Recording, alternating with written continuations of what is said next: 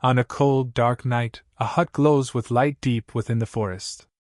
A glass of wine lies half spilled on the floor. A blond man has fallen to his knees, coughing up blood, as someone speaks and explains that the wine contained poison that neutralizes the mana flowing through one's veins. Another figure, dressed like royalty, stands before him and explains that this poison should only last a couple of minutes on the blond man. He remains standing over the poisoned man and states that this is why it was mixed with a number of other poisons as well. The poisoned man looks at the royal figure and asks why, for what reason, he would do this to him. The man steps forward and says that he should already know the answer, that it is because of his power. The poisoned man cannot believe what he is hearing, as the royal further explains that his power will no longer be of any help to the United Empire. He stares directly at the poisoned man, and says that it would have been different if they were in the middle of a war, but now he is merely a source of unease. The royal states that even if he promises not to start a rebellion, he cannot be allowed to live. The royal asks Ian if he was ever aware of how afraid he was of him. He tells Ian that even though they were old friends, as an 8th-class magician, Ian could overthrow his empire at any time. Calling him an old friend, he states that he could not allow such a monster to remain alive. He tells Ian that he does not care whether he is forgiven and then turns toward the door to leave. We see him walk out of the hut, leaving his old friend poisoned and on the verge of death. And to hide any evidence, he sets the hut on fire. We see Ian, still paralyzed by the poison, sitting in the center of the burning hut as the flames grow more and more violent. He curses the royal bastard and regrets how careless he had been toward him. With the last of his strength, he pulls a dagger from his coat. He calls the royal Ragnar, and says that he too was being careless. Ian looks at the dagger, and explains that while regretting the life he had lived, he had continued researching, and that was when he discovered this dagger with a time magic spell embedded within it. He prepares to stab himself with the dagger before the poison corrupts his heart. We see a gush of blood pouring from Ian's body as he stabs himself. The dagger begins to vanish as the magic embedded within it activates. With his final breath, he chants Are. Hus, Ikiro. A magic circle begins forming beneath him. He continues Ro.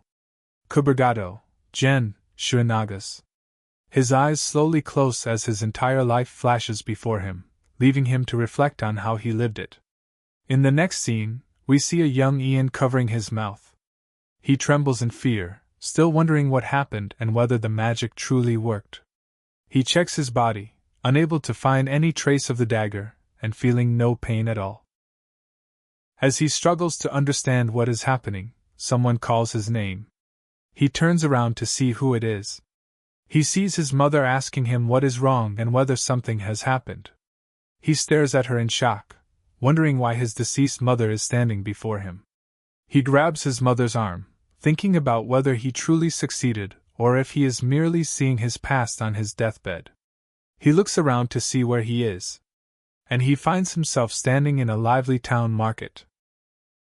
He notices children lined up for a test, and the area is swarming with knights, maintaining order everywhere. He looks up at the flag of the ivory tower fluttering above a white tent. He observes the scene carefully and confirms that he has returned 30 years into the past, to be precise. He realizes he is back at the time of his mana reaction test. It is a test conducted to identify future magicians, and every child in the Green River Empire is required to take it. This test is mandatory and is taken once a child turns 12. He realizes that he has gone back 30 years and did not expect to return this far into the past. He reflects on his past life, on how many people he killed in the name of friendship and loyalty, and how his hands were stained with blood. But he has been given another chance at life, and this time, he will not allow the same mistakes to happen. His mother looks worried about his strange behavior, but the MC is focused only on how he will live this new life. He thinks that in order to do that, he must find it first, tells his mother that he will be back, and heads toward the town. He does not even bother explaining what he is trying to find.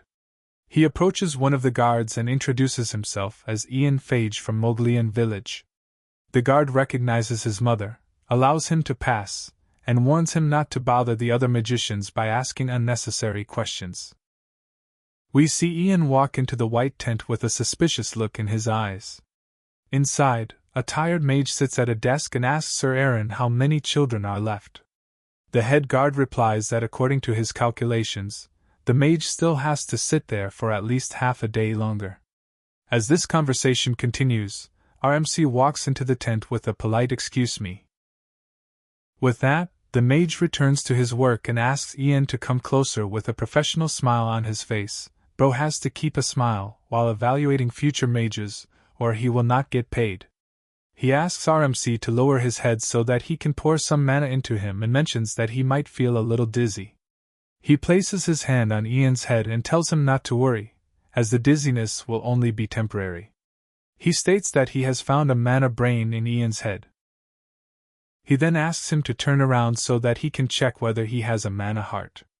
Ian turns around and thinks to himself that simply joining the academy will not be enough. He tells the magician that he has something to show him, confusing the mage. Ian lets out a sigh and focuses on his breathing. In the next moment, he conjures a fireball in his left hand. This alone shocks the mage, but then a water ball begins forming in Ian's right hand. The mage cannot believe what he is seeing and shouts that the child is capable of double casting. As Ian closes his palms, both the fire and water balls vanish. He innocently states that he does not know why, but he was able to do this. This does not just shock the mage, but also the guards standing inside the tent. The mage asks if he was ever taught by anyone, but our MC replies no and says this is the first time it has happened. Still unable to believe it, the mage activates his magic eye. The mage then activates his detection magic, a skill that allows him to detect lies by checking body movements and heartbeats. The mage pressures our MC further, telling him to think carefully before answering, as he could become a criminal. He adds that if Ian is found lying, not only his family but even his neighbors might lose their heads. But Ian calmly asks who he is supposed to lie to in a place filled with guards. The mage laughs it off when his detection magic finds no lies at all. He looks at our MC and mutters to himself, "What is this child?"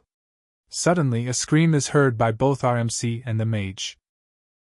Our MC rushes outside as he recognizes the voice of his mother. One of the guards outside is pestering his mother, telling her to be quiet because important people are inside. The guard mockingly says it must be lonely being a widow for 7 years and adds that she would not even fetch a good price since she is old, telling her not to play hard to get. His mother is clearly terrified when the head guard walks out and asks what is going on. The guard, frightened, calls our MC's mother a lowly housewife and claims she did not know her place, saying he was only teaching her a lesson, which enrages our MC. As our MC is about to take action, he is stopped by the mage.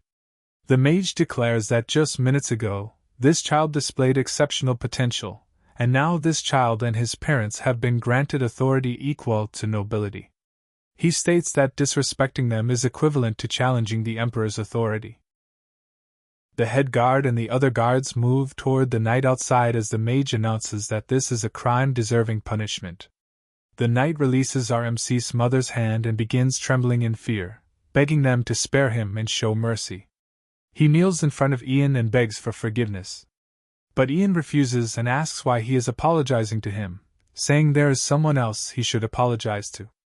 The knight turns on his knees toward our MC's mother and asks for forgiveness. Our MC's mother looks at Ian, unsure of what to do next. Ian walks up to the knight and tells him to listen carefully. He says he knows all the disgusting things people like him say about his mother. He tells the knight to spread word of what happened today to all the pieces of trash like him. He lets the knight go, warning that he will always be watching his actions. The knight claims he has learned his lesson and thanks our MC. Ian then walks back to the mage and thanks him for his help. The mage smiles and says that it is the Ivory Tower's duty to protect all magicians. The mage instructs head guard Aaron to continue protecting our MC and his family. As our MC and his mother leave with the guards, the mage thinks to himself that the Ivory Palace is about to become very noisy soon. We see night fall over the town, and none of the houses emit light, signaling that everyone is asleep. We see the knight who troubled our MC's mother walking alone through the streets. He curses that damned bastard and mutters about what that kid thinks of him. He says he is just a kitchen boy yet so cheeky, and once again has filthy thoughts about our MC's mother, but a cloaked figure is following him. The figure walks faster, closing the distance and catching up to the knight. We see that it is our boy as he quietly chants a spell to paralyze the man. The knight freezes in place, completely petrified, unable to move a single muscle in his body. The night is dark, the moon shines brightly, and both the knight and our MC stand on a bridge as Ian explains that it will be difficult for him to move for a while. He steps closer to the knight and asks what he just said about his mother. He removes his cloak and reminds him how he said he would keep an eye on him. The knight can now clearly see Ian's face and begins trembling in fear. Ian further humiliates him by pointing out how a knight was put in his place by the son of a kitchen maid. Ian calmly says that the knight was drunk and paints a picture of his death, explaining that he was drunk while crossing the bridge alone, misplaced his step, and fell into the stream below. Our MC pushes the paralyzed knight off the bridge into the flowing water and declares that this is how he died. This makes Ian question whether it is right to kill people, even though he wants to wipe the blood from his hands in this life. But he decides that in this life, he will protect those precious to him, and he will do whatever it takes for their sake, even if not all the blood can be washed away from his hands. We see a house deep in the middle of the woods as our MC walks inside. He mutters that his head hurts and feels like it is about to split apart. He thinks about how he never imagined he would run out of mana just by using a paralysis spell and wishes for this small body to grow stronger quickly. He looks to the side. He sees his mother sleeping peacefully. He remembers how, in his past life, after joining the Magic Academy and leaving his mother alone in Moglian, she died from illness. Ian sits beside his sleeping mother and promises that he will protect her in this life. The scene shifts to a massive palace in the capital of Green Riverium. We see Emperor Terry Greenriver seated inside, speaking about the first magician and the existence of dragons, saying that our MC resembles the first magician who learned magic without being trained by anyone. He is speaking with the 8th-class magician and owner of the Ivory Tower, Herbert Leon, as he says that dragons may be myths, but the existence of the first magician is a fact. The 8th-class magician states that even he finds this situation hard to believe and must see it with his own eyes to truly accept it. He says that he trusts the magician who conducted the test, and if what was reported is true, then our MC's ability is truly dangerous. He adds that this is all he can inform the Emperor of for now, and the Emperor simply nods in agreement. The Emperor asks if the prince is standing outside. The prince replies that he is. The Emperor asks him to come in, and we finally see the prince's face. He asks if his father called for him, introducing himself as Hayden Greenriver. The Emperor apologizes for keeping him waiting, but the prince says that it is all right. He then asks what the urgent matter is. The Emperor asks if the last time the prince left the imperial palace was 5 years ago, and tells him to go outside for a moment. This is just like when my father tells me to leave my PS alone and go outside for a walk. The prince asks if the Emperor wants him to go sightseeing. The Emperor replies that not exactly, and orders him to visit the Moglian estates and bring back the boy named Ian Phage at once.